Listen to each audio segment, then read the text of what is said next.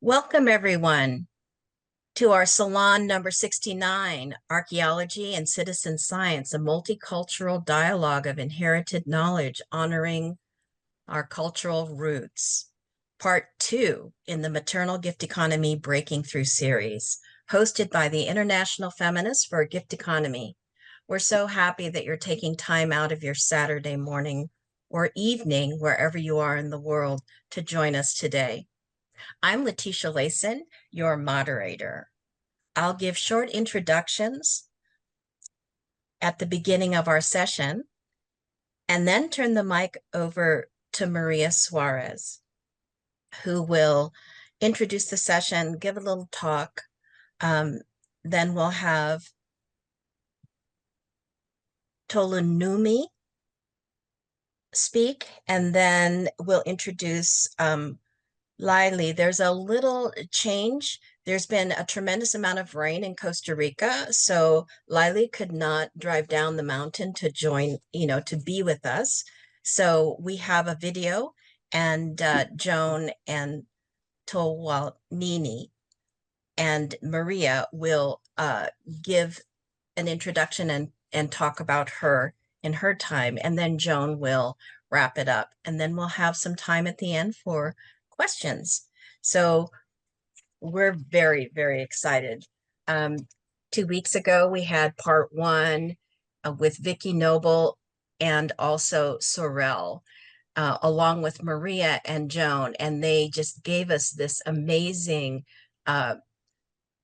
verbal and visual interesting description of the events that took place. Today is that second part, so we're very excited, and I want to just remind you, we're going to take a break after this salon for about 6 weeks, but when we come back in the fall, Maria and Joan and the citizen science portion will be a special event that we'll have in the fall, so I look forward to that. Maria Suarez is a feminist journalist, an activist in defense of human rights, and an educator. She was born in Puerto Rico and has been a resident in San Jose, Costa Rica. But aren't you living somewhere else now? Where is that? The Okay, Caribbean great. of Costa Rica. I will bring you to it, all of the listeners and audience. Wonderful. So she has been in Costa Rica for 50 years. She was the co-director of the Feminist International Radio Endeavor, FIRE, from 1991 to 2011, which she co-founded. She was also an educator in literacy in many countries in South America during the 1970s and the 1980s. Since 2015, she has been a coordinator of the Community Center Diving Ambassadors of the South Caribbean Sea, which she will tell you much more about. The next generation is stepping up, which gives Maria an opportunity to step aside to do other great works. So we're very excited to hear much, much more about it. Joan Marler is the executive director of the Institute of Archaeomythology, an international organization promoting archaeomythological scholarship. She is the author, with Harold Harmon, of Introducing the Mythological Crescent in 2008, and is the editor of The Civilization of the Goddess by Maria Gimbutas. From the Realm of the Ancestors, an anthology in honor of Maria Gimbutas in 1997, and the Journal of Archaeomythology from 2005 to present. The Danube Script in 2008, and many other publications. Joan lectures internationally on the life and works of Maria Gimbutas and is the author of 40 published articles, including a bibliographical article about Maria Gimbutas in Harvard's notable American Women, a biographical dictionary that was published in 2004. Toluwanimi Obiwole is a Nigerian poet, performer, workshop facilitator based in Denver. However, she's currently residing in Costa Rica. She's a Brave New Voices International Slam champion, a Denver City Slam champion, and author of an upcoming chapbook. She's been a member of the Denver Minor Disturbance Youth Poetry Team and is currently a member of Slam Nuba Poetry Team. In 2015, she was announced as Denver's first Youth Poet Laureate. She's currently undertaking volunteer work with the Ambassadors of the Sea in Costa Rica's Caribbean and the Citizen Science. And she says, for me, a Yoruba person, Costa Rica's Caribbean is where I've been able to connect with my original Indigenous identity in a way that I would not have been able to connect either in the United States or in Europe. We look forward to hearing what she has to say. Layli Moreno Vargas, a Bribri woman from the Colcucan clan inherited from her Bribri mother, is a graduate technician of organic farming and is co-director and producer together with her mother and sister in Talamanca. The farm has the largest local seed bank in the region. The family farm is dedicated to organic farming, the recovery of knowledge, consultancies and sales of organic cacao, local seeds, and organic fertilizers. Welcome, all of you, and I'm turning the mic over to Maria. Thank you so much for joining us, everyone. I just look forward to hearing what you have to offer us today. I have to say to you that I'm really excited to, be here again after 2 weeks, after a whole month, after a whole year of preparation for the seminar that we're going to talk to you about. And really excited because it keeps evolving and growing and extending. And for us, the opportunity to be able to talk to you internationally in this Zoom with the maternal gift economy is an amazing opportunity as part of that resonance that keeps growing and growing and growing. And that's what we're going to be talking about today, the way that we participated in this seminar and this experience and the way that it continues to be growing. So I'm really excited about it. And my role as dweller of the Southern Caribbean of Costa Rica and one of the coordinators of the experience together with the Ambassadors of the Sea Diving Center, which all of you, I'm looking at the list in the chat, and there's many of you who were here 2 weeks ago, and some of you that might be new, so I don't know exactly how to handle it. So you will have to bring us at the end with the questions for those of you who are new. But we're talking about an experience that took place in the Talamanca area of Costa Rica, which is southern Costa Rica in the Caribbean, close to the border of Panama. That is a very special place. And that we held a seminar and a conference where we brought together the major stakeholders in the community together with the women of the International Institute of Archaeomythology, and were able to come together. I'm sorry, I'm flying away the mosquitoes because it's been raining very hard here.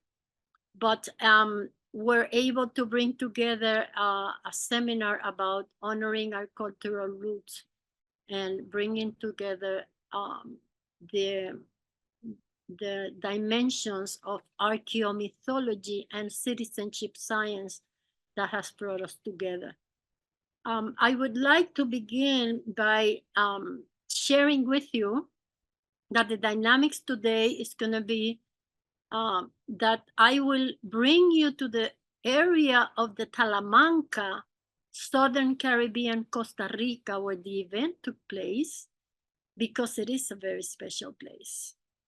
For those of you who are tuned into the way that the energies work in our systems and body, many people in the world say that the Caribbean is the solar plexus of the planet. And I know that the Bribri people who live in that solar plexus in the highlands of Talamanca, they might call it the solar plexus or something else, but it is an attraction that has allowed for the most diverse and special place in the planet. And that's what I have to talk about first. Talamanca, where the seminar was held, is a place that holds the most diverse cultural presence in the whole country of Costa Rica and maybe in the region, because it is comprised of the Bribri and Cabecar people, who are a people in the highlands of Talamanca that were never conquered by the Spaniard, even as recognized by the official history, which is a lot. It also holds the highest proportion of Afro Costa Rican community in the coastal area that have populated the area since at least 300 years ago. This area also hosts 52 nationalities, being a very small, and if you want to play the video now, the PowerPoint now, Diane, I would like to show them in pictures what I am talking about. So this area that you are looking at, when you look at the bottom left one, is the Sixaola River that separates the Costa Rica and the Panama borderline, and you can see at the bottom of it the highlands of Talamanca, an amazing area that hosts the Bribri and the Cabecar people that, as I said to you, have been recognized as the people that were never conquered by the Spaniards. But it also holds today the highest level of water resources of Costa Rica. The Bribri people, if you look at the center bottom picture, live very close to the land, live closely to the land in the highlands of the place that hosts the highest resources of water that are left in Costa Rica, and also of minerals. If you look at the top center one and the top left one for me, yeah, for you also. In the coastal area, it has the richest biodiversity and cultural diversity of all of Costa Rica. The Bribri people mixed and also populators with the Afro-Costa Rican population in its highest percentage, 20% of all of Costa Rica, that have also been the protectors of a place in the ocean that holds 5 different protected areas of turtles, of coral reef, and also of the land that protects it in what you call humedales or wetlands. And if you look to the right, what I have there is a drawing from one of our popular education manuals that expresses the legacy of the ancestry of the construction of a mixed identity that is the basis and the matrix of the composition of the Costa Rican community. This community has 30,000 indigenous community dwellers of the Bribri and the Cabecar who were never conquered. It has also 40% of the Costa Rican population that are Afro in the coastland, and the rest of us are a percentage of mixed population European, from the United States, from the other parts of Costa Rica that also populate the area. The characteristics of this area is that it has lived according to the cycles of the climate for the last 200 years, almost with no governmental intervention until the middle of the 1900s, when the Costa Rican government began implementing indigenous laws, laws about the maritime zone, and began to look at a place that had developed according to the cycles of the planet, with a population, Afro and Bribri and Quebecer, that lived close to those cycles. Today, being very much pressured by international corporations of tourism, by nomad tourism, and also by Airbnb tourism, which is characterized by buying the infrastructure in the region just to be able to rent it to other people. Traditionally, these communities have lived off a familiar economy based on what the nature could provide and using it to provide services and benefits for their own communities and also for the ones who visited.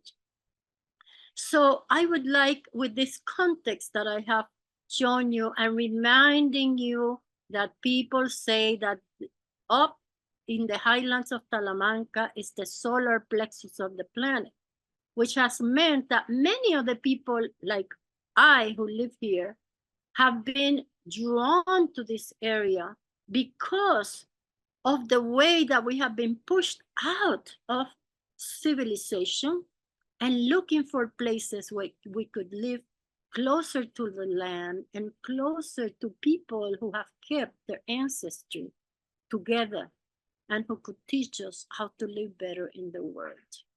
So with this, I would like to take you to the second slide, which is a slide that brings you closer to what were the moving forces of a seminar that we will be talking about, and that those of you who were here 2 weeks ago were able to hear Vicky Noble, Toro, Mocha, and Joan, Marler, and myself talking about a seminar that we organized from June 3rd to the 6th that tried to bring together the way in which this ancestral place that is very rooted in its deepest root, but is being uprooted by the pressures of corporate tourism and globalization, we organized a seminar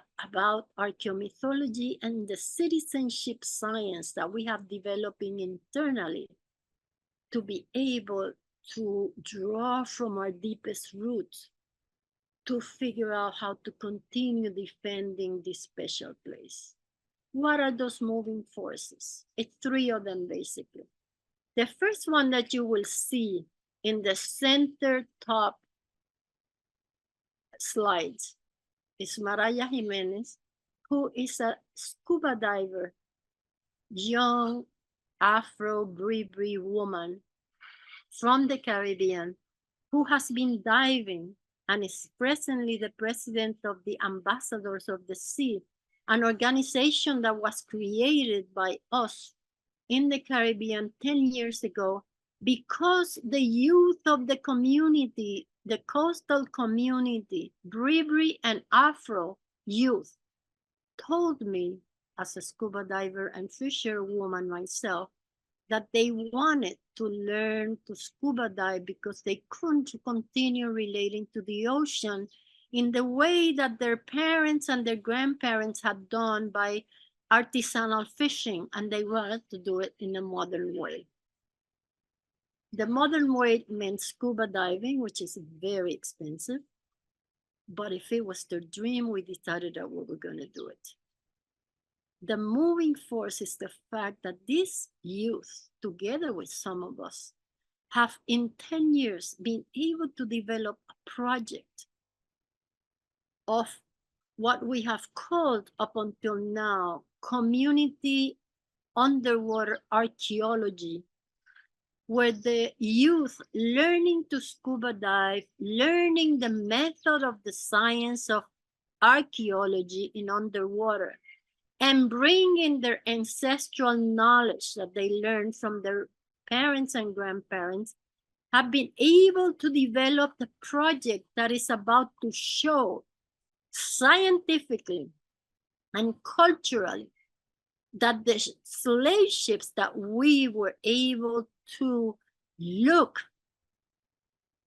the identity in the bottom of the ocean are slave ships of a story that has not been told in Costa Rica. That is one of the moving forces, because that connected us to archaeomythology with Joan Marler and the rest of her mission that came to the seminar in Costa Rica, to understand that learning the scientific method to do science is not enough.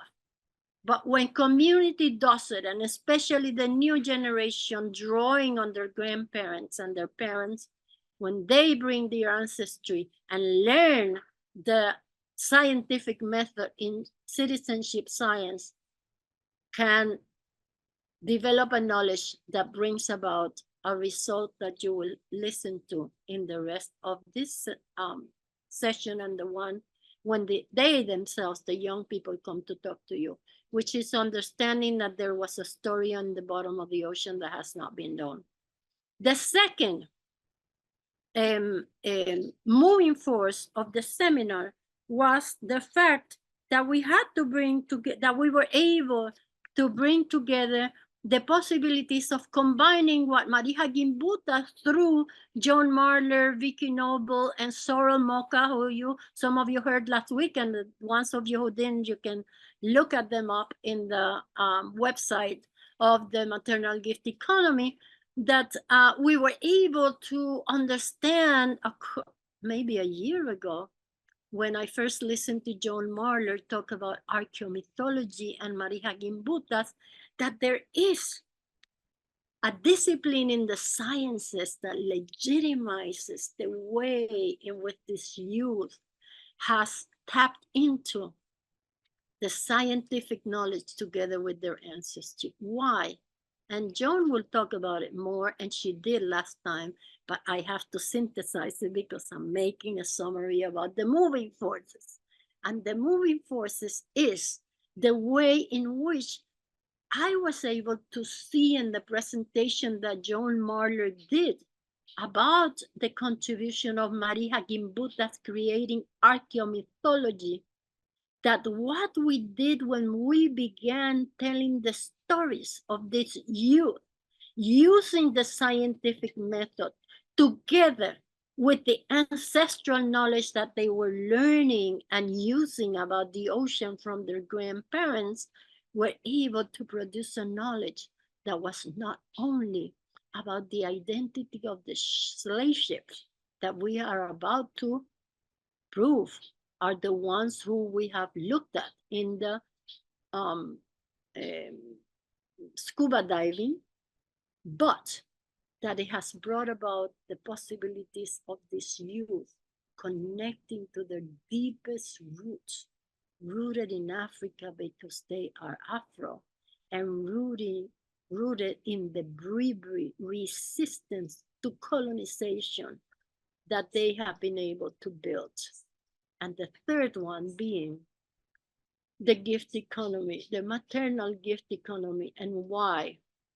Because the story about this connection is not only a story about finding the identity of slave ships in a story that is not in the history books of Costa Rica, because Costa Rica history doesn't recognize that there were ships that brought slaves directly to Costa Rica because there's no slave ports. But this happened to be 2 slave ships that came by mistake and landed here in Costa Rica.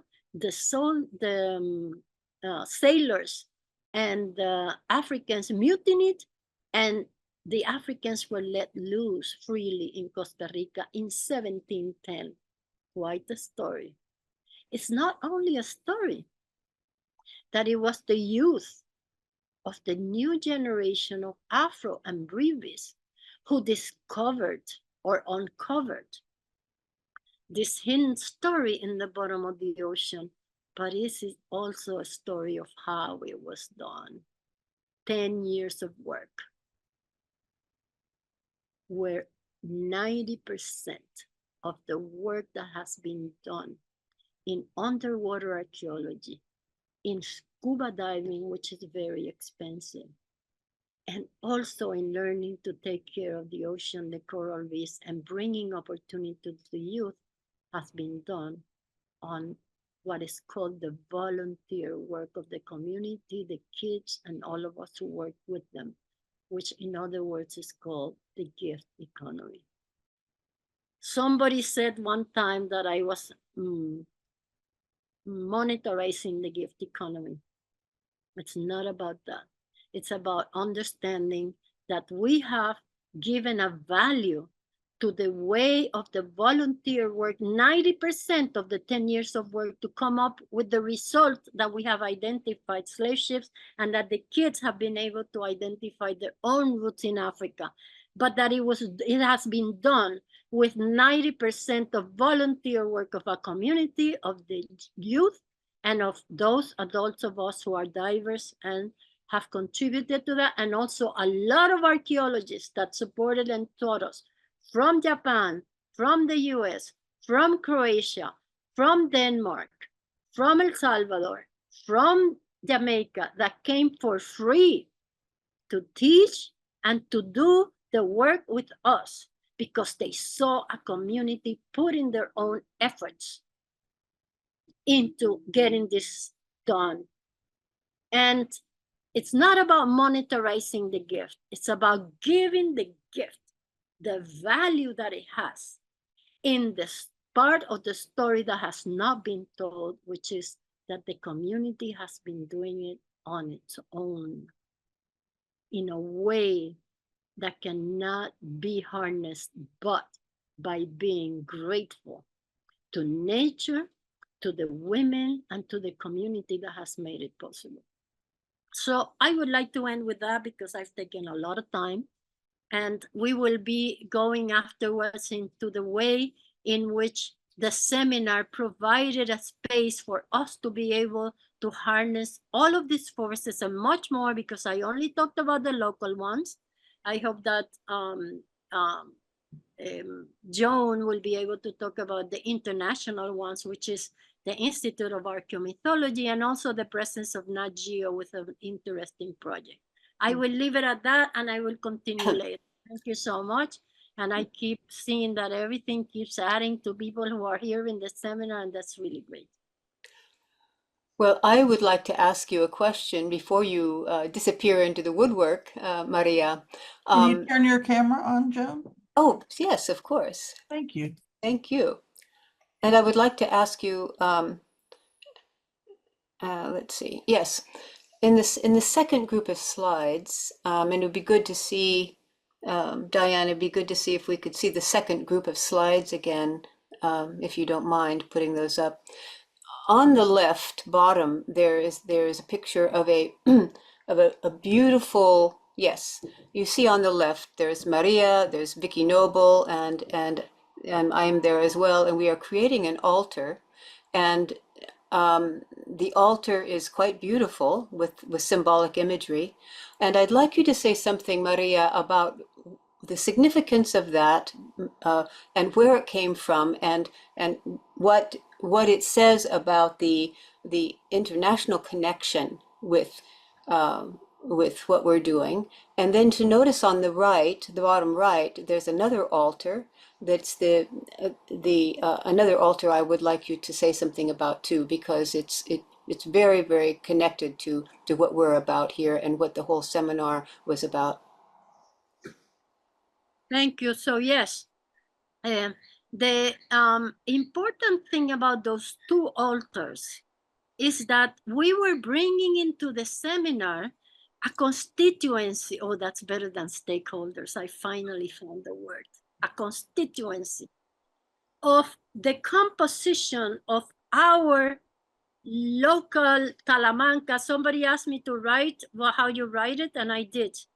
Of the Talamanca area that could be expressed in what the indigenous communities of Talamanca, the Bribi, the Cabecar, and the Nobe, which I will talk about a little bit, but that they wanted us to create an altar that they always do, which is a homage to the spirits of nature and nature as a whole, in a way that could express the diversity of beliefs and mythologies that would be expressed in the seminar. And that was a challenge. Diane, would you mind putting that image back on, please? Because usually when we have activities, the Bribri and the Cabecar and the Nobe women would say, well, we want an altar to Sibo, because Sibo is the goddess, because it's a dual god of the Bribri and the Cabecar, and they always do an altar that has to do with the cacao, the plantain, and the things in nature that they bring homage to when they bring homage to Sibo. But we also had not only the Bribri and the Cabecar, but also the coastal communities with the Afro-Yoruba, and also all of the combination of the beliefs that we have about how we have related to those natural forces with our culture. And so in the altar to the right, when you're looking at the seminar, you can see an altar that has the coconut, that has the cacao, that has the plantain, but also have the oars and the anchors of the fisher people and the people who created the culture of the coastal community that has protected the ocean together with the mountains in the interaction. So it's an altar that we were able to build together by everybody saying what they wanted to see in it. And then Joan brought the flames, what do you call it? The little flames is fine. Yeah, the flames. And so it's really very interesting because it also has fresh water from the river up in the highlands in one of the rivers, and it also has salt water from the ocean in the bottom. The sad part about it is that the water of the ocean already became bubbles of contamination, and the water of the river remained crystal clear for the 4 days. It reminded us that we have to protect the spirits of those waters and the waters themselves. To the left, you have another altar of another activity, which was a conference that we did a couple of days before, the 1st of June, for 45 women from the women's movement in San Jose that could not all come to the seminar, but that wanted to have an activity and meet Joan and Vicky and Sorrel, and be able to participate in an activity about a conference about Maria Gimbutas and also about the feminist tarot. And we organized another altar that has at its basis the cloth that the Ashanti people gave to the Centro of the Divers that I talked to you about when they came here to do a libation activity that I think Tolu is going to talk about, and were able to do it in honor of Ana Arroba, who was the Costa Rican a woman who died 5 years ago and who was the feminist scholar that taught us about the goddesses and about the work of Maria Gimbutas. And were able to build an altar based on the combination of those things. So thanks for reminding me about that, because they were the first time that we were able to build altars that combined many different compositions of the identity and the expressions of what we have to honor today as an ancestry, to be able to overcome the challenges that we have, which we will talk about at the end. Yes, and my understanding is the altar cloth with all of its beauty was actually brought from Africa, yes? And By can the you say Ashanti. something? Yes, and who brought it, and because that African connection obviously is central. I mean, especially with the presence of the Afro people, and that it's part of the woven yes, Yes. the texture of the meaning of all that we're doing and all that is happening in Costa Rica. Yes, I think Tolu will talk about that better than I can, because she really, when she went to see the presence of the Ashanti king of Ghana that came to Costa Rica, because those slave ships that I talked to you about earlier came from Ghana, from a door of no return, bringing 850 enslaved Africans. And when Tolu in Costa Rica went to see the picture of the king and the group of Ghana that came to do a libation in the place where the artifacts are in the bottom of the ocean, he brought us a gift, which was precisely that cloth. And in gratitude for allowing them to come to pay homage to their ancestors who had come in those ships and ended up in Costa Rica, the ones that were alive. But we have to understand that there were many, many, many thousands that didn't make it in the trip. And so Tolu will talk about better than I can, but thank you for reminding me, Joan. So now we go into Tolu, right? Tolu. Hello. If we can ask Diane to put the video that we did about you, so that you get an introduction and then you can talk yourself.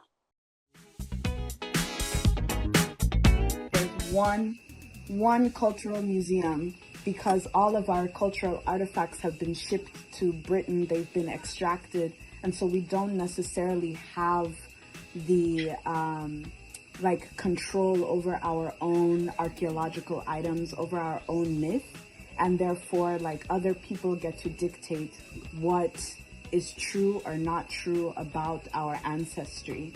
And so archaeomythology, because it combines that historical study, but then also being able to recognize things like story and myth as cultural items, as our own cultural inheritance, we're able to take back the story of who we are. And even without those tangible items that people like to use to date where we were and who we are, we know that our stories and our myth are also cultural items and representations of who we are, and nobody can take that away, and we get to evolve alongside. Estar aquí con los museos de los Ashantis es como se dice, un funeral, relación para sus ancestros en el mar. Sí. It's really amazing, as somebody who I am seeing my own Afro-Indigenous culture here in Costa Rica, here in in the Caribbean. I'm able to see where I both belong nowhere and everywhere, and my history is following me everywhere as well. Let me tell you the story of my name. A name is not a spell until you say it like one. The name I have now began as a prayer. From the fishermen to the shipwrecked men, my name gave me a body, a home away from the water planet I was born on. Once they called me Ela, daughter of Yemoja, Iya Omoeja, mother of all that comes from the sea. Her name became a prayer too, one transformed by the desperate captives on the Spanish ships. Salt water stretched her name to Yamaya. My name became Donaina.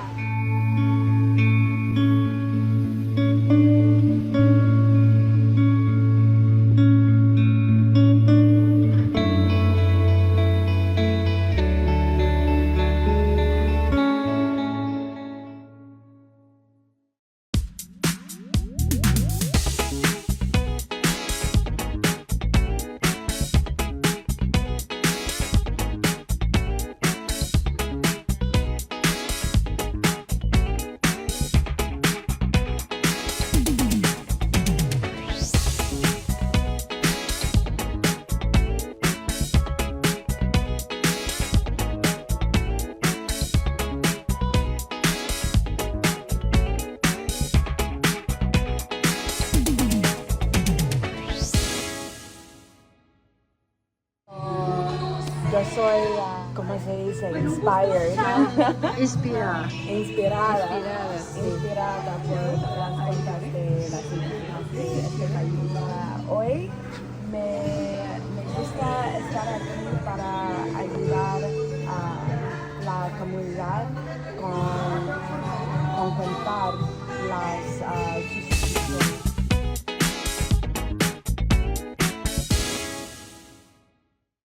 Tolu. Thank you. Thank you so much, everyone. Can everyone hear me okay? You can hear me? Okay, Yes, we nice. can. Wonderful. So yes, my name, just for pronunciation's sake, my name is Toluwanimi Obiwole. I was born in Lagos, Nigeria, and I grew up in the United States in Colorado. And every few years, my parents would take me back to Nigeria just so that I can continue to establish my connection with Nigeria. And so throughout my childhood and even into adulthood, I've traveled a lot. I'm always a poet. It's interesting, the biography that was read at the beginning of the session was actually one that was written 10 years ago. And since then, my art practice has absolutely expanded. And so I am a poet. I also paint. I'm a painter. I'm also a textile and fiber artist. So I create everything from crochet sculptures to designing patterns. And right now I'm really, really entrenched in the study of patterns and textiles, as well as indigenous identity and my own indigenous identity. I am a Yoruba woman from the Yoruba tribe that is located in what is now known as Nigeria, but way back when was known as the Kingdom of Oyo. And so within the Kingdom of Oyo, the Yoruba people sprouted, well, not sprouted, but we come from the Kingdom of Oyo. And I have now landed in the South Caribbean in Costa Rica. And within the very first month of me coming to Costa Rica, I met Maria at a storytelling session where she was talking about the story of Tonaina and the slave ships that found their way marooned on the coast of Cahuita so long ago. And it was such an incredible experience to hear the story of Tonaina, understand that it is drawing upon Bribri, as well as Ashanti, as well as Yoruba mythology, in order to really encapsulate and remember a history completely. And so that was really incredible and captivating for me. The other interesting thing is that sometimes language, especially my language, I find it and I see it in so many different places. I have traveled throughout the Caribbean, Central America, even South America. And there's something about the Caribbean, the South Caribbean, here in the south of Costa Rica, in Cuba, in Honduras, there is like a remembrance in a way of my own Yoruba culture that due to the colonization of the British and due to, assimilation within the diaspora, I have not been able to reconnect with in a total and whole way. And so when Maria was talking about Tonaina as the spirit of the lights on the water, it was very interesting to me just in terms of language, because in the Yoruba language, the way that Tonaina is spelled would be pronounced Tonoina, which means to turn on the inner light. And so even within the Yoruba language, that is present. And Maria did not know this while, creating and writing the story of Tonaina, but there is this universal connection. And really, it's incredible how that energy converges here, specifically in Costa Rica. My background is in a very interesting mix of global engineering as well as ethnographic study and research. I studied ethnography, and with a specific focus in the Pan-African diaspora, so the diaspora of the African people, and understanding how to cooperatively work together, cooperative engineering. I've been studying that my whole life. I've lived many lives, had many different jobs and positions, but even from the standpoint of the artwork that I create, the poetry that I write, it is all rooted in this understanding of remembering my own Indigenous identity wherever I am. As somebody who is in diaspora, being able to encounter and connect with my own Indigenous identity, even outside of my home country, has been so very grounding and so very important. During the seminar that Maria so expertly coordinated and organized, during that seminar, it was really incredible to be able to hear the experience of the Bribri and the Quebecar people, as well as the experience of the Black women of Kawita. And being able to have conversations with the Black women of Kawita and hear about their strong desire to connect to their own Indigenous and ancestral knowledge and lineage in the same way the Bribri and the Quebecar people have been allowed to. And so as we were, going along in the seminar and being able to speak, I was able to see a lot of the similarities and the mythology of the relationship between the Bribri and the Quebecar people and the Black people of Limon of the South Caribbean, who had been arriving since 300 years prior. And I'll demonstrate that in the story of the cacao. So in my family, in my lineage back in Nigeria, I come from a family of cacao farmers on my father's side. And so in Nigeria, we also have cacao. However, we call it cocoa. And so as my family has been farming this for generations, and then having to leave when my family and I, when we left Nigeria, we came to America. It's not the same climate. There's not the same connection to the land as people have here and in the South Caribbean. So 2 months ago, or maybe 3 months ago now, my parents came to visit me in here in Costa Rica.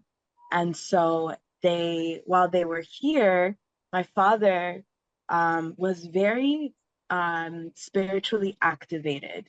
He felt very, very connected to this place as well, specifically talking about the cacao. Now, what I had not known, whenever my father would talk about cocoa, I believe that he was speaking about a different plant. I did not think that he was talking about cacao. And so when we went to the market one day and my father was picking up cacao from one of the fruit stands, he said, "Oh, okay, yeah, no, this is our cocoa." And I was like, "Oh, okay, this is the understanding." So cacao is like the Spanishification, I don't know if that is a word, ish, of cocoa. And here in Cahuita, I found that the Black women of Limon, the Black women of Cahuita, also traditionally called cacao cocoa. And so when listening and hearing about the stories of how when the formerly enslaved Africans and even the people from Jamaica came to the shores, to the coast of Costa Rica, their exchange with the Bribri and the Quebecar people was partially with that knowledge of the cacao, of the cocoa. And so the connection to the land then became the ways in which these two indigenous groups of people were able to have some sort of common language. And to me, that is so incredibly beautiful, so incredibly amazing. Yes, and just being able to engage with indigenous identities that way was so, so incredible. Maria, I know that I'm missing one thing that I'm supposed to be talking about. So Mira, Tolu, you yourself did amazing volunteer work with us for many, many months to bring this together, because you not only told your own Tonanina story that you created in Yoruba and English, and it's an amazing story that we have to post, the one that you created from your own culture about the Tonaina story, but you also handled the technology for everybody to play their PowerPoints. You also helped me organize the webpage. You also helped me organize web seminars. I mean, she is a multitasker in the best way that if you have an African language for it, it would be great. But also you did it all in a volunteer basis. To come to realize after, when you met all of the people that were in the seminar, that most of it had been organized on what people call a volunteer basis, which in this network that is organizing this salon is called the maternal gift economy, because it has to do with the way that we in the Centro Comunitario de Buceo, Ambassadors of the Sea, that probably the Institute of Archaeomythology itself, that the University of Costa Rica who supported us, and all of the local entrepreneurs that gave us almost free food, free lodging for the indigenous women who came from the highlands, that this seminar was possible. 90% because of the way that we gifted to each other, being able to come together in our own space to be able to talk about our ancestry, our mythology, our history, and our challenges. Please talk to us. If you have reference in Africa and your Yoruba culture about this gift economy paradigm that is so prevalent today to allow us to be able to live, thrive, and survive. If you have for it a name and a way that you can explain to people how it works and how you have used it, because you have used it with us, you must be using it all the time. As an artist, as an activist, as everything. Go for it. Advocacy, of course, yes. So within my specific culture, within the Yoruba culture, outside of capitalism, our microeconomy, our indigenous economy runs almost exclusively on a gift and exchange network basis. And so there are a couple examples that I will talk about. The first is called Ajo or Esusu. And so, which is very interesting because as I was just doing a little bit more in-depth academic research on Esusu, because I know it from just how my family, my people operate, but then I also wanted to see if that was connected to any other cultures. And so the Esusu actually made it to the United States, and within African American communities, it's simply called Esusu. And so within our culture, the Esusu, a group of people, whether that is the village, whether that is just a group of families, will pool resources together to create a pot of whether that is money, whether that is a harvest, something. They will have resources pooled together. And those resources will travel around. So everybody contributes to this pot during the month. And then at the end of the period of time, whether that is the month or 2 weeks, somebody within this circle, this community will be gifted all of those resources. And so that person then receives some form of capital, whether that is money, whether that is food from harvest, like I said, some form of resource, that person is gifted. And then the cycle begins again where people begin to put resources, put the money back into the pot. And so that way, everybody gets at some point like a very large endowment, like a very large gift from their community members. And they've just put in a little bit, a little bit, a little bit, a little bit. And so that money continues to travel around within that group. And so everybody is sustained, particularly within their time of need. So that is one example, is the Esusu. The other example is the mother exchange. So in the Yoruba culture, when a woman has a baby, the mother of that woman is not the one who takes care of her. Instead, the mother-in-law or the mother of the father will come and live with the mother who has just given birth in order to take care of that mother. And so the mother-in-law takes care of the new mother, and then the mother of the new mother then has also time to rest, because the mother of the new mother has taken care of her daughter throughout the pregnancy. And so now she has time to rest. And so in this exchange of work, everybody is being cared for so that there is not too much burden upon one person or the other to take care of a child and to take care of the mother, because mothers need to be mothered.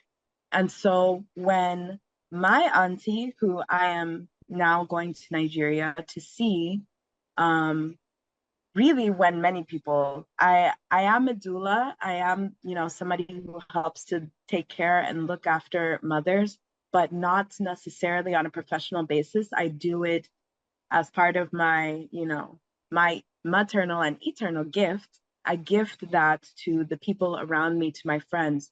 One of my friends recently had a baby. I, helped her within that process, taking her where she needs to go, cooking the afterbirth meal, holding the baby immediately after. And now I continue to help take care of her and help take care of the baby when she needs.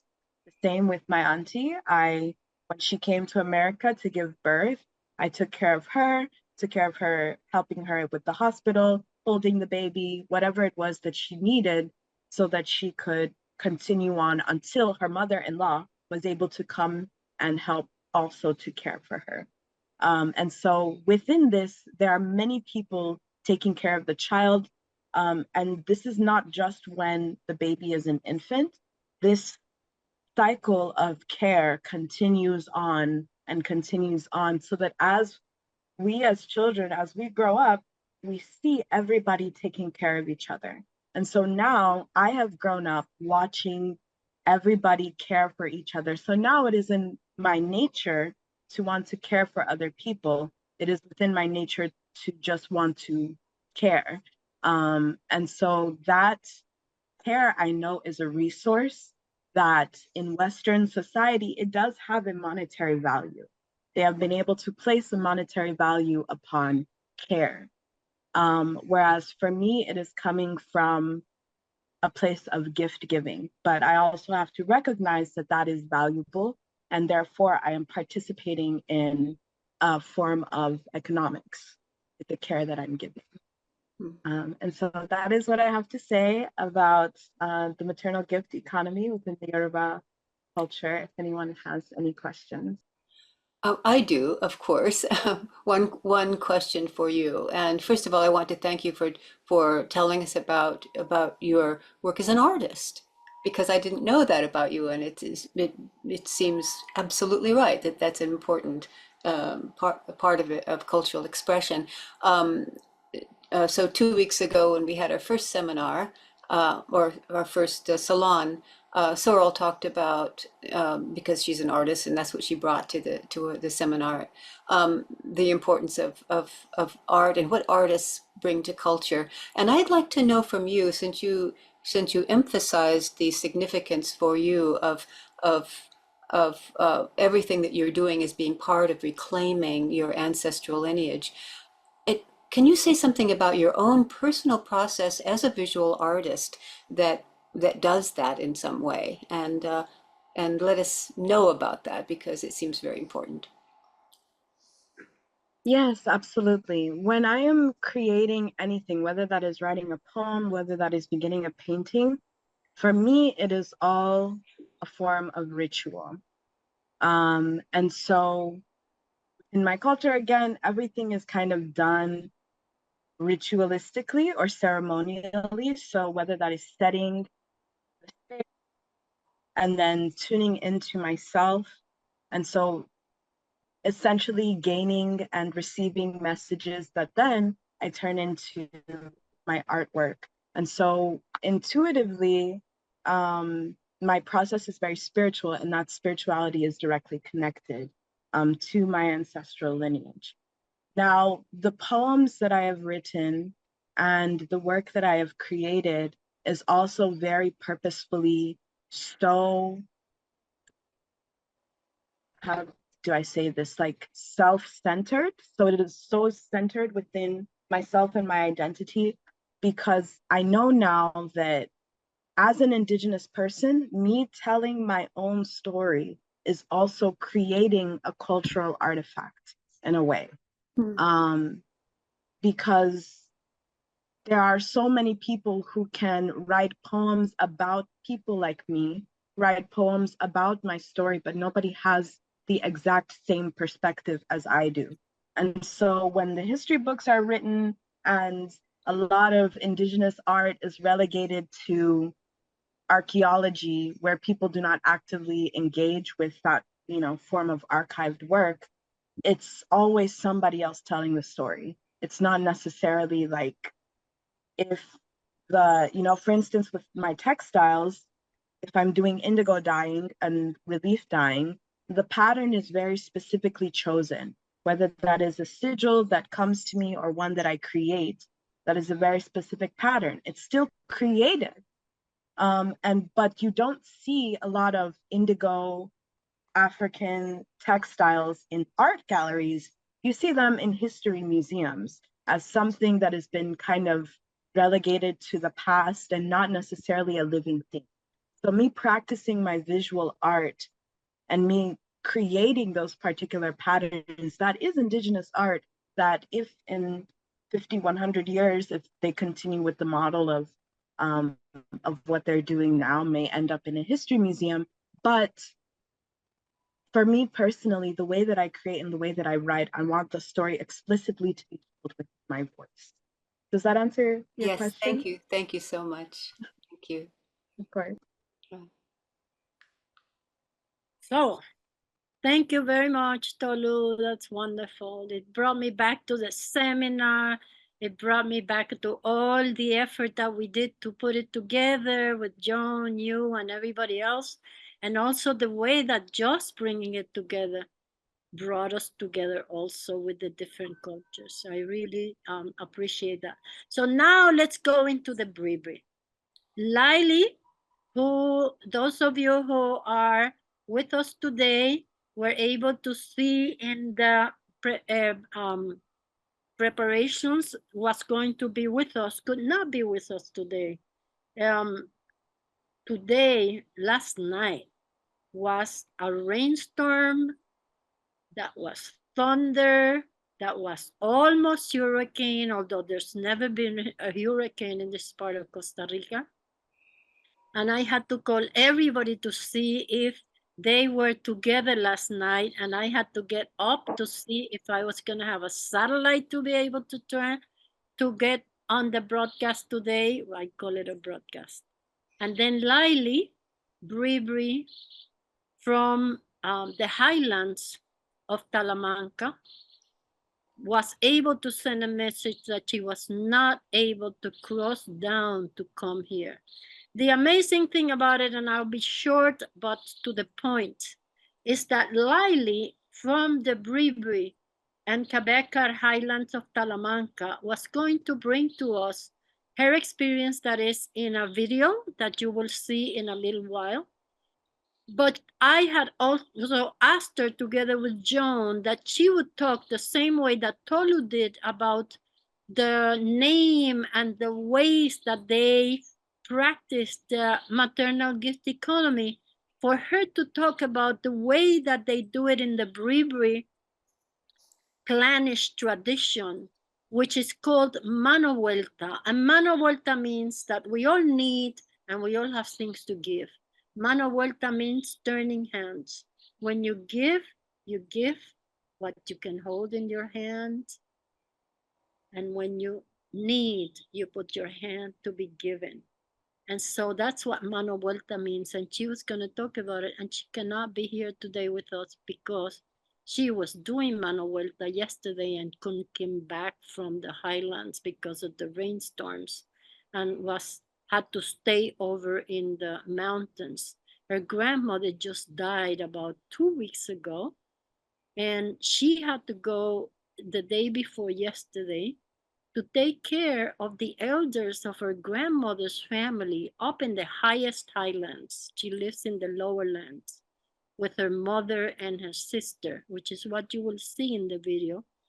And she had to go up there to bring them food and also to care about the way that they're gonna be able to work the farm, being elder people that are up in the upper highlands, the way that she is going to contribute to that, because Mano Vuelta is a very ancestral ritual where that started, as they said to me a few years ago, when the women would become widows, they would need the rest of the community to help them care for the land in a way that needed support because the man was no longer there, and how they supported each other. And now it's not about the widow. Layli's experience today is about the grandmother and the rest of the family that is also elder, that cannot fend for themselves right now.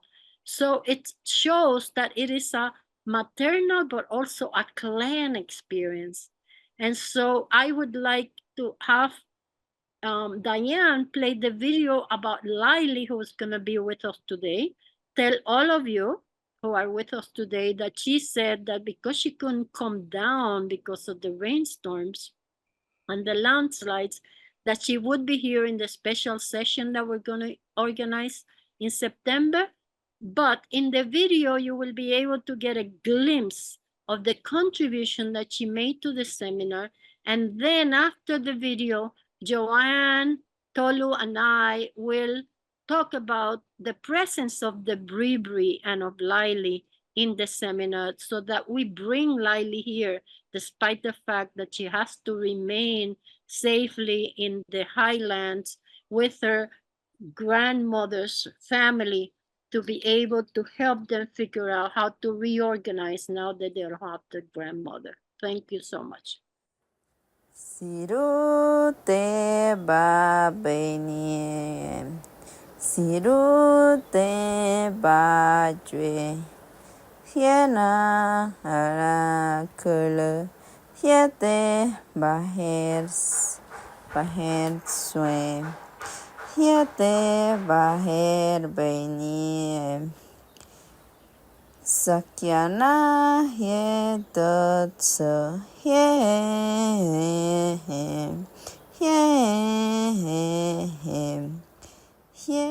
Este es un cuento bribri sobre el origen del mar, contado por Juanita Sánchez. Para el pueblo bribri, el origen es hembra, una reina, una diosa, un espíritu de las aguas, a la que el pueblo bribri llama Mulurni. Juanita es una mujer ella tiene su corazón es muy puro, muy transparente, muy humilde. Y ella sabe que si ella no hereda, ¿cómo se va a seguir? ¿O cómo vamos a seguir nosotros, que somos juventud? ¿Cómo le vamos a transmitir a Minabil, por ejemplo? Entonces ella sabe, ella es portadora de saber.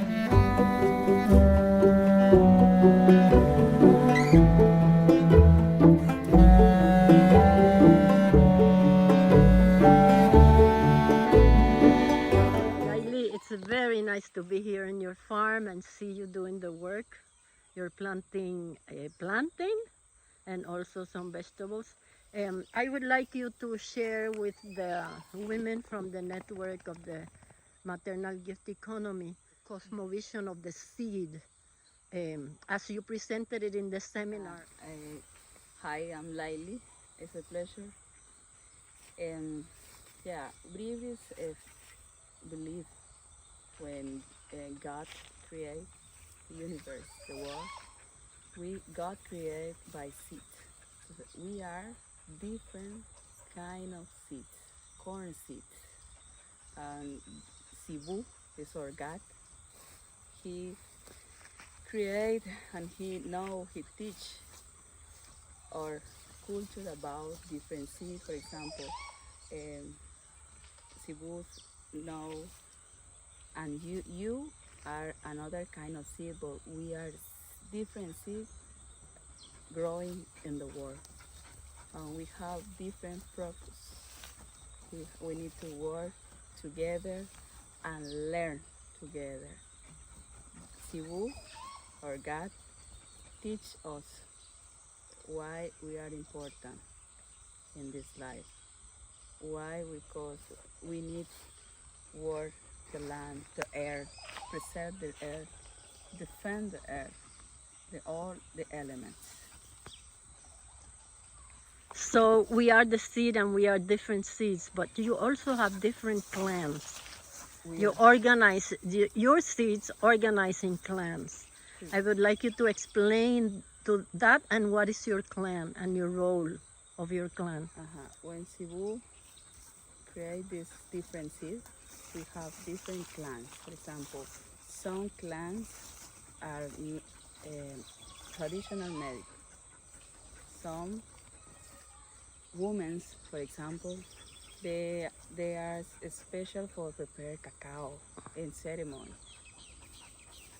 My clan, for example, farmers, agriculture, women that preserve seeds, preserve and share about the most important things is to continue preserving seeds or seeds. Farmers, look, we have banana plantation. We don't use chemicals, all is natural. We have another different seeds, and then we have all foods. In our clan, for example, there are some guys or women musicians. Artists. Some families prepare different artisan work. For example. Artesanías.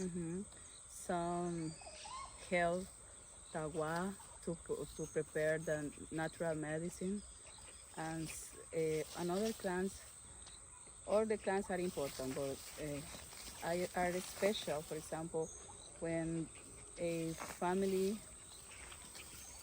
one bribri died,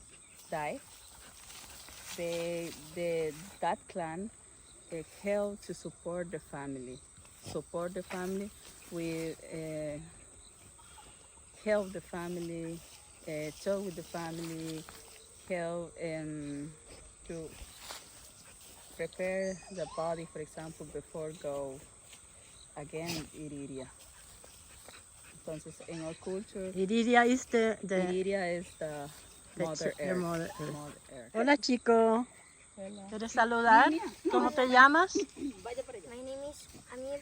Amir, were you helping? Yeah. Were you helping your aunt? Ah, no way, Amir. Mi sueño siempre ha sido ir a bucear al mar. Wow. ¿Y alguna vez has ido?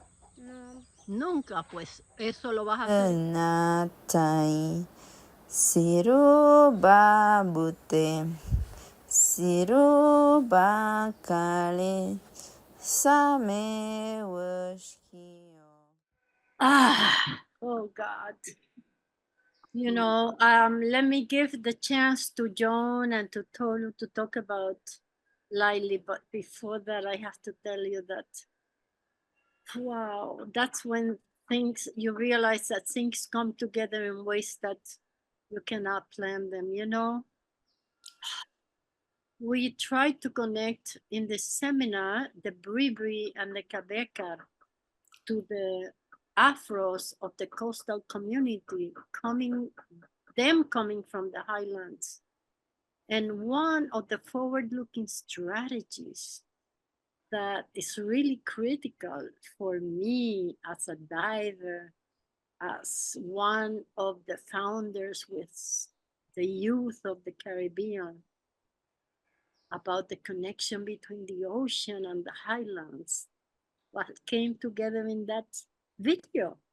You know, when this kid that was there because Layli was, you know, giving me her input from her farm, and her nephew came and I interviewed him, and all of a sudden I look at him with, you know, the problem with the dog, and then I said to him, so what is it that you do? And he said, well, I help my aunt. And then I said to him, so what is it that you want to do? Believe me, I had no clue.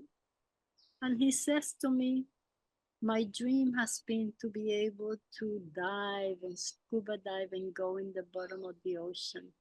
And it really brought together the mountain and the ocean, the bravery and the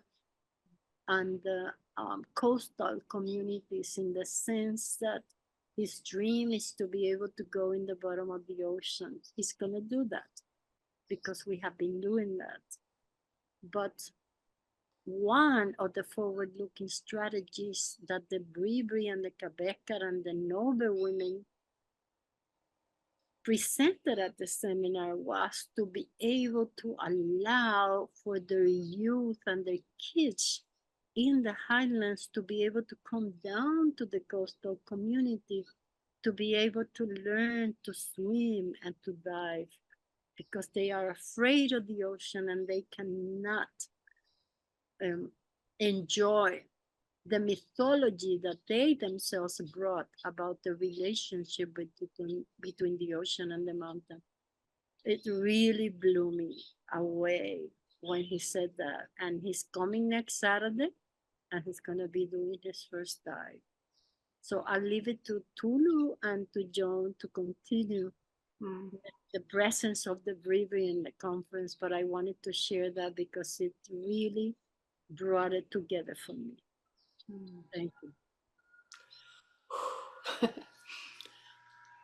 Well, what a rich presentation, even without Layli being able to be here in person, but she was here.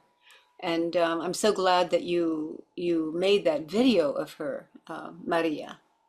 because we can see her, we can appreciate what she said, and there are many things that she said that you have transcribed and translated, and about the mano vuelta, about the gift economy that is essential to the continuity of the ancient society, the society of the Bribri and Quebeca, but also everything that that Tulo said too about that indigenous societies throughout the world who have been sustainable until they were disrupted celebrated this and continued it through all of their artwork, through in many different ways that are signatures of different societies. And this is something that's coming forth in a way that is so rich for all of us. And it certainly connects to what Maria Gimbutas said from her own research into the pre-patriarchal, non-patriarchal societies that she called Old Europe for 3,000 years, that they were sustainable, that they were such that everyone were helping each other. Everyone was participating in a way that was most generative, and they could not have survived if it wasn't for their connection with the living world. And I'm so glad that Maria, that you had time to begin by presenting the context, the living context of everything that we experienced in Costa Rica for our seminars, that it really is the earth, it really is the bounty and the richness of the earth, and that we all come from Mother Earth. In fact, one of the things that a number of the presenters said during the seminars were that connecting, even though Talamanca is in the highlands, that still there's a sense of being connected to Mother Ocean, and that there is a connection between life coming forth from the ocean and life coming forth from the body of woman, and the womb water is analogous to the water of the ocean, and studies have been done about the nature of the womb water compared to the nature of the ocean itself, and of course for the babies to be swimming inside the womb and developing there. There's so many connections with Mother Ocean as well. So that's something that is not just a fairy story that's being told, but it's a reality that is shown by science, and that people knew.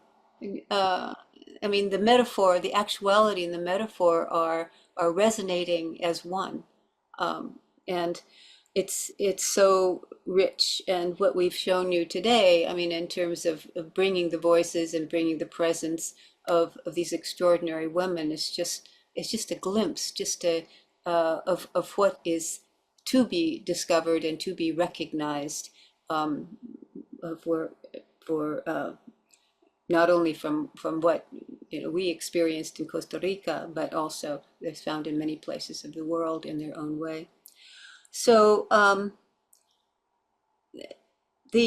one of the motifs, not only of archaeomythology, but also of the wisdom and depth of knowledge that comes from the ancestral realm, and also from all the people living within a sustainable ancient societies, is the experience of embodied knowledge and embodied experience, so that everything is being everything that people experience. And this is something that it was said in many different ways by women during the course of our days together, is that this embodied knowledge is something that is lived. It's lived experience. It's not just mental exercises.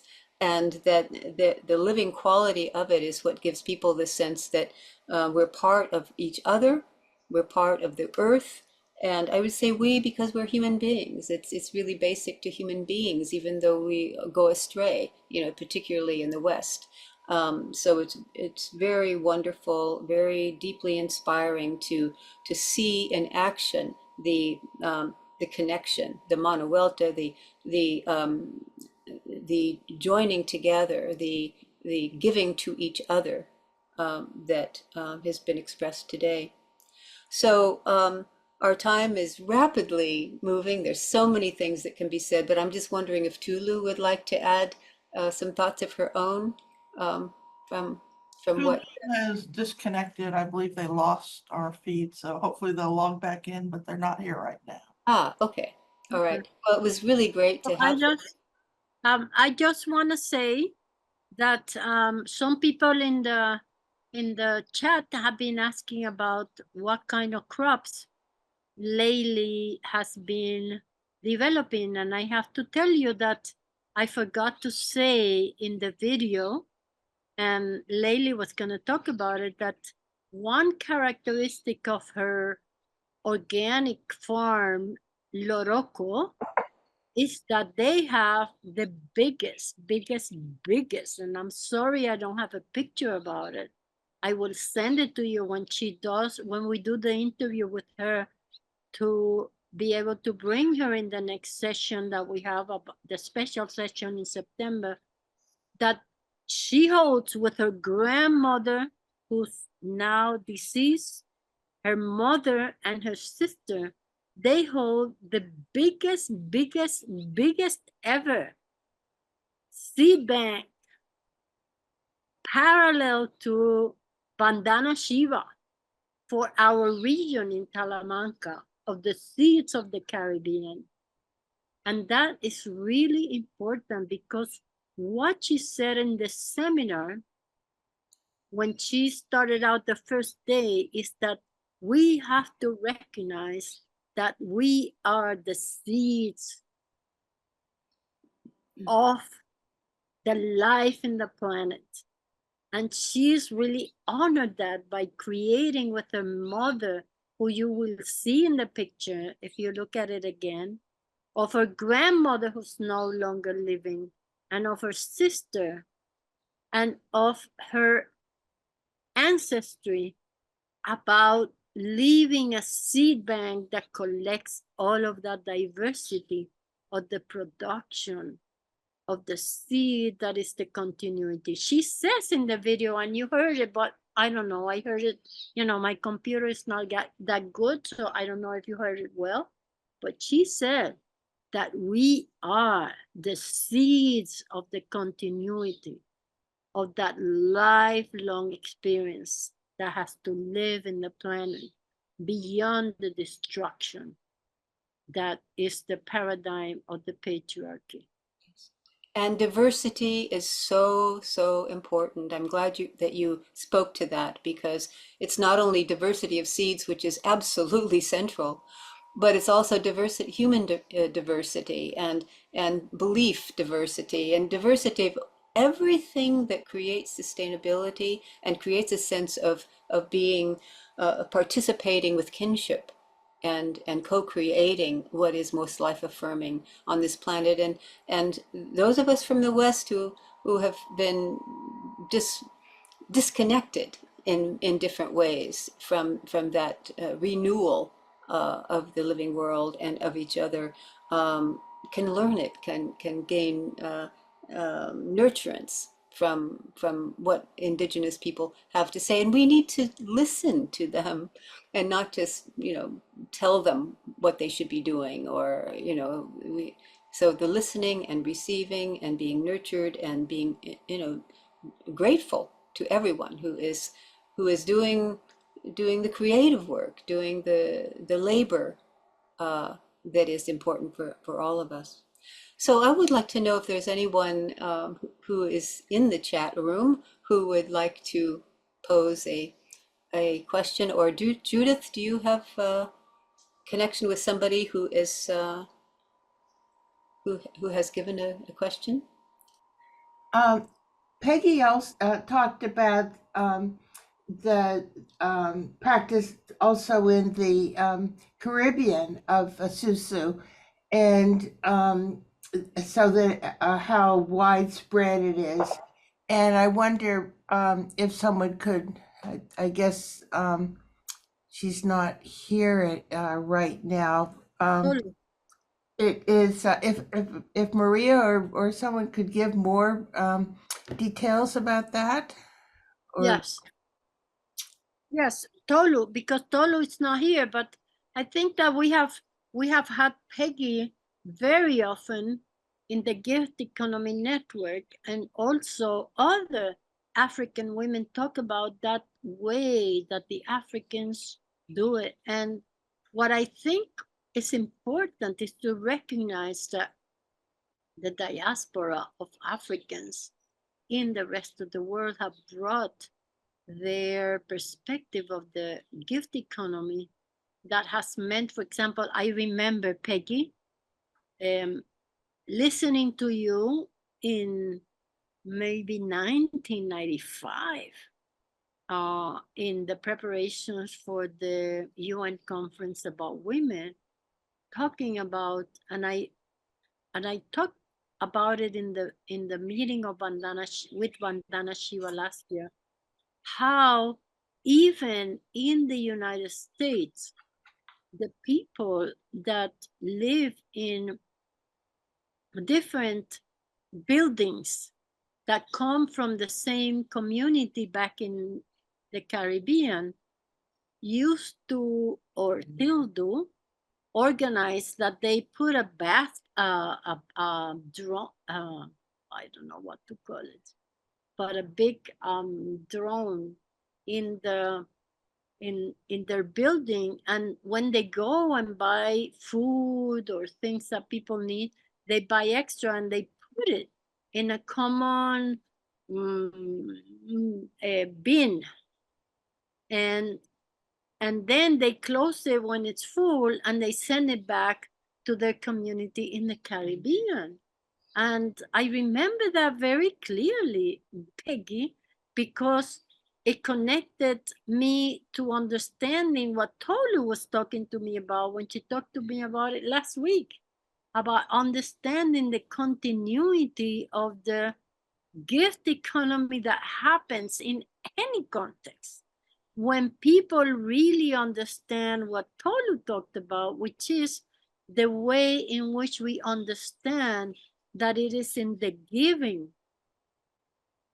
that we provide the possibilities of the continuity of the paradigm that nature has, that things that come from nature are given free of any kind of exchange because it responds to needs and not to money or not to exchange. So I wanted to highlight that because it's really important for me to understand how every time, like when I talked to Tolu a few weeks ago about organizing the seminar that brought me together what Peggy was saying in a UN meeting in New York about the way that African diaspora does it in the different contexts. And I want to thank that. It's interesting you mentioned Peggy because she's in the audience and would like to contribute, would like to say something or Yeah.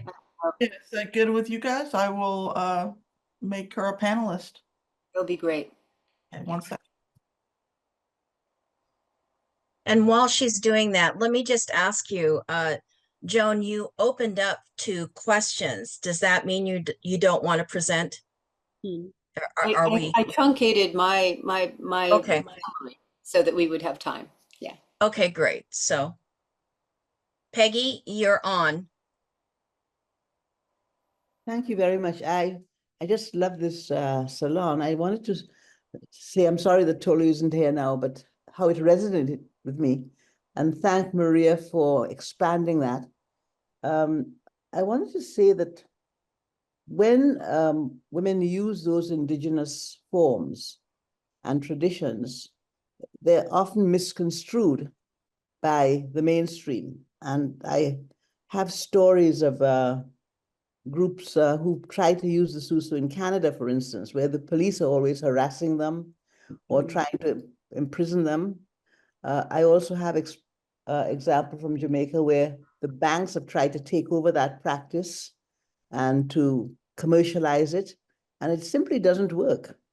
It doesn't work in those settings because it's lacking the most important element, which is the element of trust and the relationships. So I just wanted to say that. But these are survival strategies. And this is how people of African descent survive all over the world. They take those ancestral memories with them. Thanks, Peggy. Let me just check in with Jen. Jen, do you have any words that you want to offer before we actually move to another question? Any comments or questions that you have for Joan or Maria? I'm sorry that Tuli has not. I would just say that this is the human way of being, and that the patriarchal capitalism is an aberration, and that is what is ruining the world because it has made everybody give to increase capital and increase the wealth of people who are already enormously wealthy. And instead, if we return to this maternal way of giving to needs, then we can survive. Everybody can survive, but we can't do it otherwise.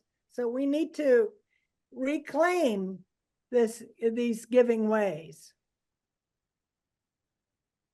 Thanks, Jen. All right, let me just check in with Liliana. Do you have a question? Yes, I have a question.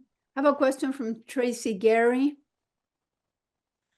And the question is, have you, Maria, gotten the youth to connect to the Legacy Museum of Montgomery, Alabama?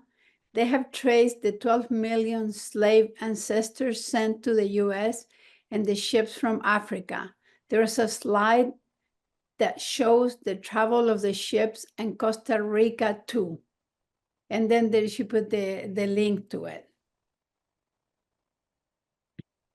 Yeah, thanks. Can you hear me? Yeah. Yes. Thanks for asking that. Tara Roberts came to the seminar because the National Geographic Explorers system has included her, an Afro-US American scuba diver, and she came 5 times to Costa Rica, and this was her 6th time to the seminar. And she is developing a project about returned slave ship, we call it, in Costa Rica, about doing the voyage back to the Africa, starting from Latin America and the Caribbean.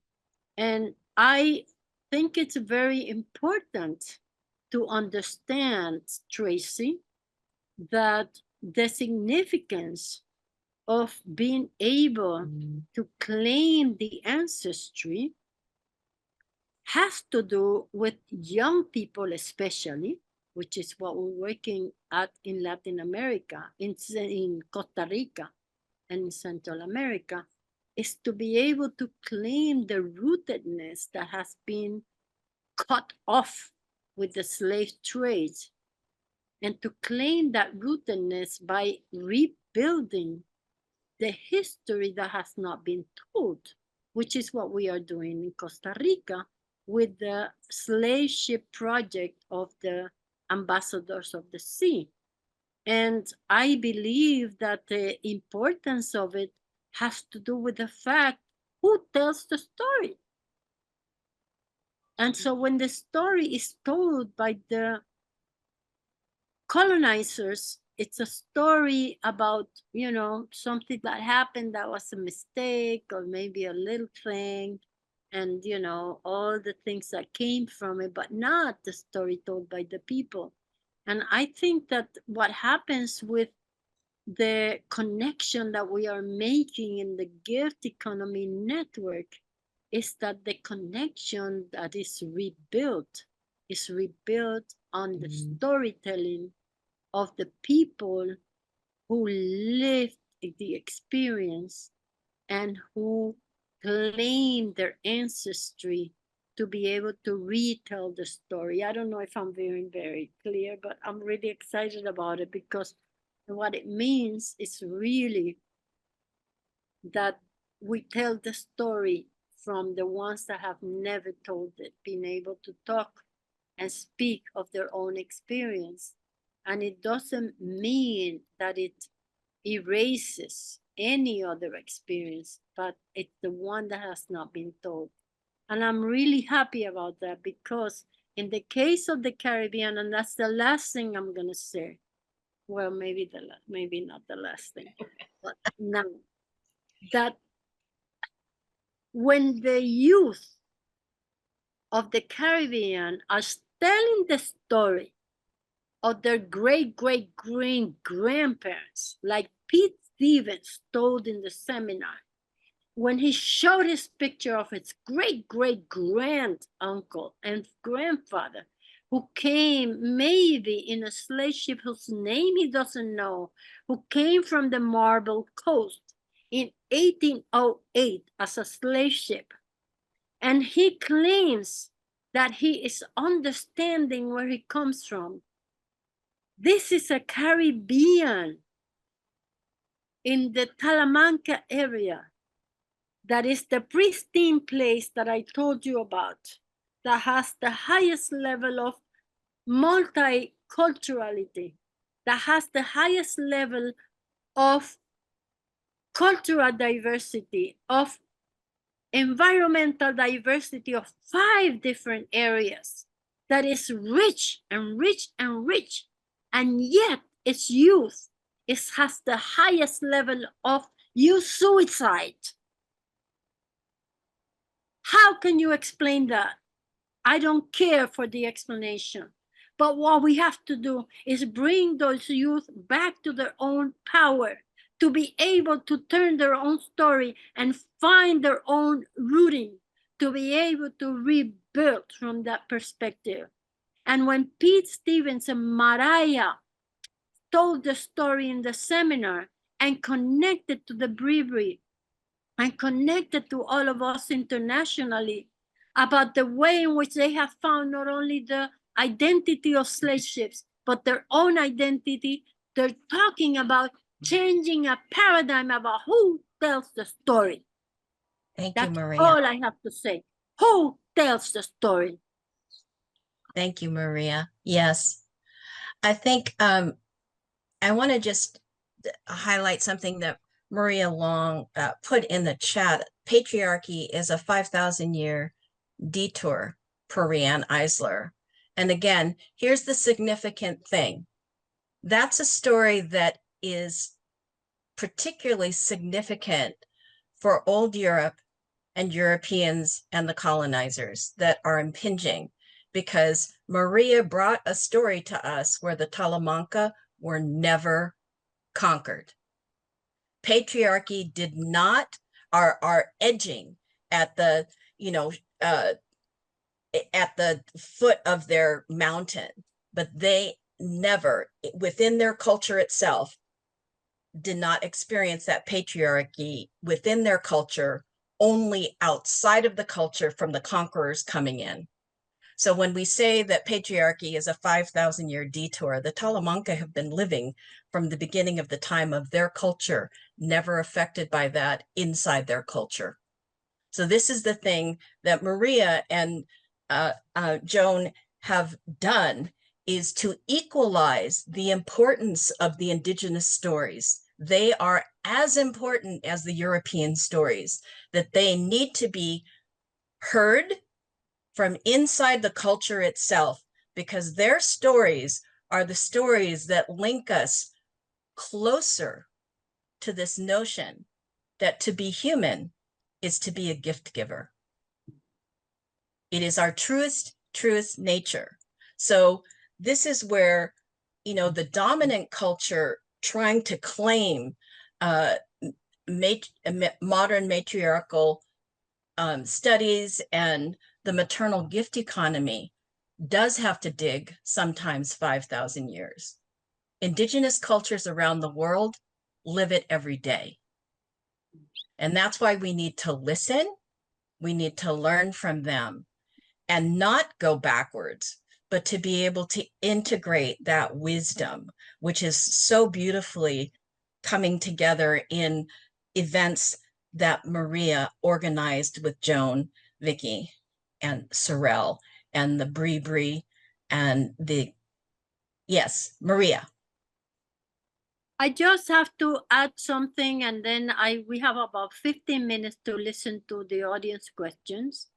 But I'm we have really we only have 11 minutes left. Okay, we have so actually, I just want to say that the importance about having come together archaeomythology and the citizenship science or citizen science that we have been doing in the Caribbean and its resonance with the archaeomythology is the understanding that we in the Caribbean need to have a resonance with all of you in any other parts of the world where you are, to be able to come together to an understanding that nobody has the right answer, that we have to construct it by going beyond, by understanding the present day conflicts and remitting it to the ancestry that shows us who we are and what we are struggling for. And that connects us to Palestine, it connects us to Africa, it connects us to all the struggles in the world where we have to come together to understand that this system that is separating us, that is making us look like we are extra to the future of the planet, is really where it's at.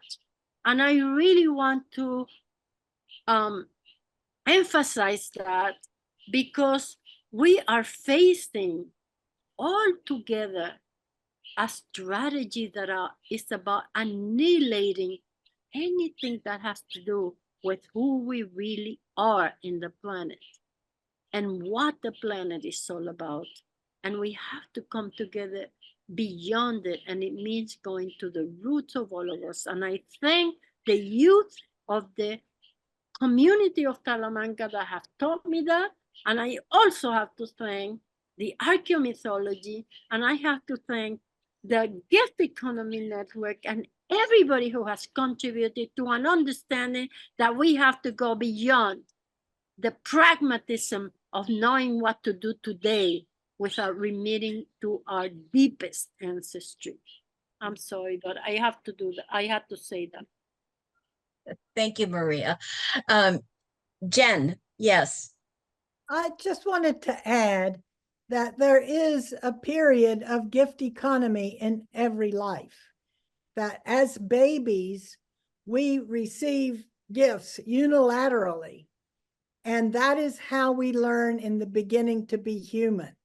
And a lot of the misogyny, a lot of the anti-woman activity of patriarchy through the centuries has been combined with the exchange economy to exclude that source that is still there everywhere. And it is a source of a gift economy that can arise even within patriarchal capitalism and overturn it.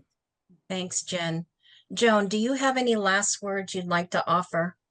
All right, I would just say then, thank you to everyone. I'm so grateful for this opportunity to have done this second salon, and that we will have a third sometime in September.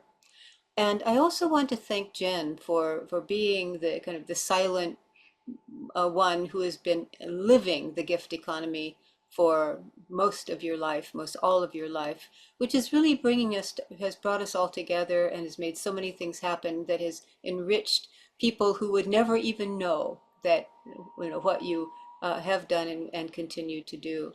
And so that's really something to acknowledge. I think it's important to acknowledge, because without you, we wouldn't be here. Thank you. Thank you. And I would really like to acknowledge, this gathering that was created in Costa Rica. There was a question of how people could know about them before instead of hearing about them after. And I know that there was a special invitation that went out because it was a selected and small number of people who could participate. Perhaps in the future, there might be something different. Yes, Maria. Yes, thank you for reminding us, because about a few months or maybe weeks ago, the Gift Economy Network asked us if we would do a second one, because this was, just built the way it was built. And we have a proposal. Both the Institute of Archaeomythology, the Diving Center, the Institute of Citizenship Science that we're organizing in Costa Rica. And we have a proposal to you, who asked us if we would do a second one in a year from now or something like that. And we have a proposal that is a little different. And we would like to take the last 5 minutes to maybe broker it out, that we think that maybe the continuity of it, and I didn't talk about all of the forward-looking strategies that emerged out of the seminar, which have to do with a conference of the indigenous people of the Pacific in Costa Rica that are organizing their first ever women's conference, that the Bri and Quebec are asking us to teach their kids and them to dive and what it's meaning for the diving center, that we have a book about the goddesses of Anarroba, who was the one who in Costa Rica brought us to Maria Gimbutas in the first place, following Joan Marler's, and all of what the CDs that we have about the music that emerged from the conference and the storytelling in different languages, all of that we are proposing a way to be able to organize interactive visits by all of you that are not maybe the form of a seminar, but that would help you and us to be able to get together in interactive ways, to be able to figure out how to bring to the world the perspectives that are coming out from getting together indigenous, Afro-Caribbean, and women from, somebody asked me, so you're not indigenous and you're not Afro-Caribbean, so what are you? And I said, well, we are the orphans that are looking for our ways to be able to connect to our ancestry back after having been as westernized, being able to get back to where we connect, not to the past, but to the deepest connections that we have as women and as peoples who are looking to be in the planet in the best way for all of us and for the planet. So we have proposals. Let's look at them together. And that might be the topic of the next special session. Thank you. So Maria, do you want them to contact you personally with your email address? How will they stay connected then with you on this? Are you inviting them to come back in September so that they can hear more about it then? Or what is it that you'd like them to do? Because you're inviting them. We have said to you that we are open source. And open source means that you can connect to us individually as the Inmar Caribe, as the Diving Center, as the Maternal Gift Economy Network.